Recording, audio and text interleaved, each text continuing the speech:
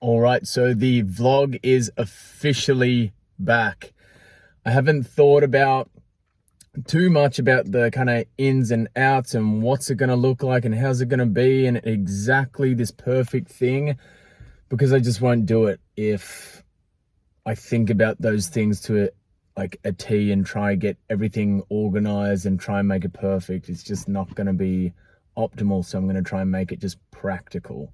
But I was watching this dude who plays for the Western Force, Carlo Tizzano or something, and he started a kind of vlog, and his kind of thinking, or what I heard anyway, was that he's trying to kind of promote rugby in Australia and all that kind of stuff, and I was kind of invested in it a little bit, and I thought that was really cool. Yeah, there were some bits that was just a bit blur, but that's just vlogging for you. But my kind of thought process was, I wanted to do something a bit educational, so kind of, instill some value. This is not about my life. My life is super boring. But this is maybe a good insight for any trainers, PTs, strength coaches, whatever, to get a little insight into some practical aspects. I've kind of done this PT thing for 8 years now, so I think I have some value to give, particularly just young trainers, PTs, strength coaches coming through. But this is something that I probably would have watched if I was just starting. But I kind of wanted to, I thought about it on the way over here to the gym. This is why I'm in the car, by the way, because this is probably the only place where I get just complete silence and peace and quiet. But I kind of lost my train of thought. But I'm just going to blurt things out, and that's what I was going to say. I could just ramble on and talk things like straight from a textbook and optimal this and this is what you want to do. But for a lot of people, and for any career or job, it's you learn more on the job. So I want to try and showcase a few things that are, one, just practical, and then you actually learn on the job. So if you're still watching, that means you're semi-invested. So I'm going to just do this on the fly. I want to try and make it, like I said, educational, not boring. So hopefully a little bit of fun, and just, give you an idea of what it's like to be a strength coach. Show if anyone's interested in the rehab stuff I do, I'll definitely show a lot of that stuff. And yeah, we'll just kind of see where it goes. I think if anyone's watching this, I only get maybe max 20 views on my last vlog episodes from two years ago. And I just tried to make it like a podcast. I tried to pick a few topics and,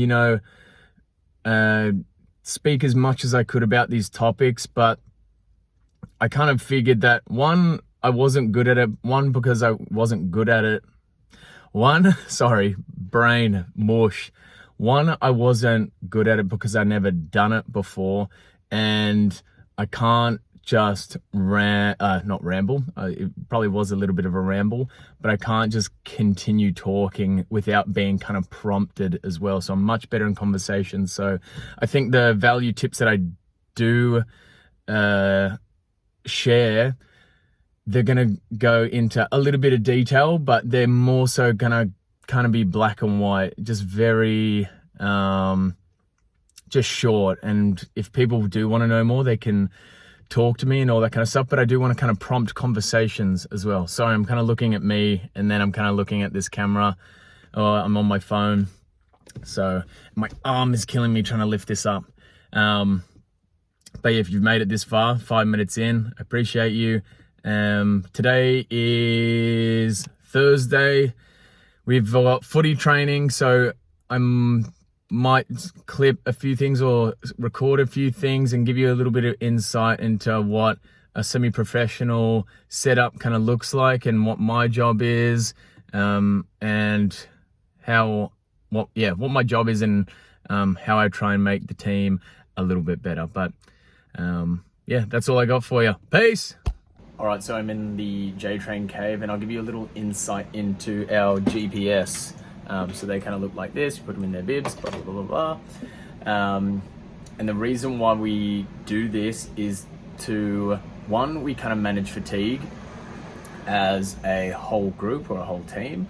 We look at individuals, and if we notice something or they're not performing, whatever, we can look at their data and go, okay, this is that, or maybe for this reason. I don't usually get too much in the weeds on this one. Some people get super analytical, and I think the higher you go up, like elite level sport, people get so bogged down into the detail, and it just kind of does more harm than good, I find. So keep it simple, keep it basic. But we use this for injury prevention kind of stuff. So we make sure people are hitting their top speeds during training. And if, for whatever reason they don't hit their top speed during a game, we might insist on a little top up. So before training, try and touch in your top speed, 90, 95 plus. But we do want to make sure everyone, whatever athlete you are, particularly if you're sprinting's part of your game, is to sprint at least once, or hit your top speed, once every 10 days minimum. All right, so we try and sprint our guys twice a week, and this is a really good intervention to put in to reduce hamstring injuries and all that kind of stuff. So yeah, let's look at the data. All right, so let's have a little look. All right, so we track their distances in training. All right, so my man JT here, he's hitting 6.5 Ks, and we can see as we go down, we want to try and hit, roughly certain distances. So for this one, we might go, we probably want a little bit more. All right, so maybe closer to 6 and 7 across the board. But yeah, we can kind of be there. It might have been a slow day, but if this is consistent for like a couple of weeks, maybe 3 weeks, you go, okay, well, something needs to change here. Next, we've got our top speed. Again, Tice, my man, hitting some top speed. So we look at that.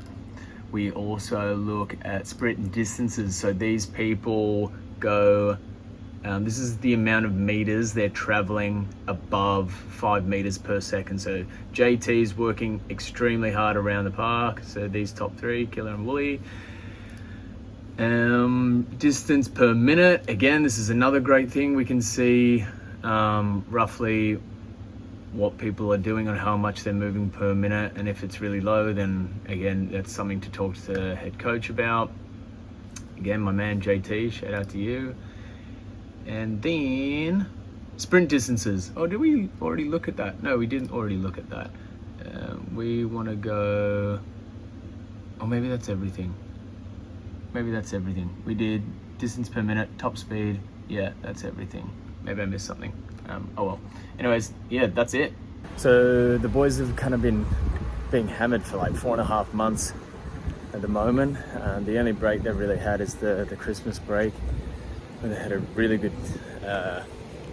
deload basically, but haven't done too much deloading. Last week I kind of pulled back on the volume a little bit. We've got a trial game coming up, not this weekend, next weekend, and so pulled back for like 8 minutes. We covered 6 minutes, 6-minute fitness block, and we covered 480 meters. But we did some really tough S curves, and that was really tough on the legs. So kind of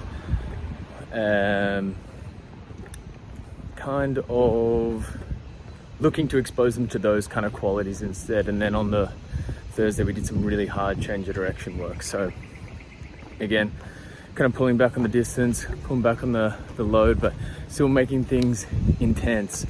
And this is probably around the time where we want to just, do some change of direction stuff, not just for like, coordination and all that kind of stuff, but I kind of really love to get those qualities in to prepare bodies prepared, joints, ankles, and all that kind of stuff. So I think those qualities are super important to train, and we'll probably train those up until those harsh ones for a while until we do these trial games. But so this is a drill that we did, is a pretty harsh change of direction with some decel work. I remember off the top of my head how many meters it was in total, but again, intensity super high, but distance super low. I probably would have wanted this drill to be a little bit more intense, but this is towards the end of the training session, so boys fatigued. It's very hard to gonna ask these guys to repeat max effort, particularly with shorter recovery times, and their legs are probably blowing up as well. So here's the drill. And I think that's all I have for you. I want to try and keep these short and sweet, nothing longer than 20 minutes, half an hour max, pending if it's exciting or not. But yeah, keep them short, keep them sweet. And if you got any questions or whatever, just message me. See ya.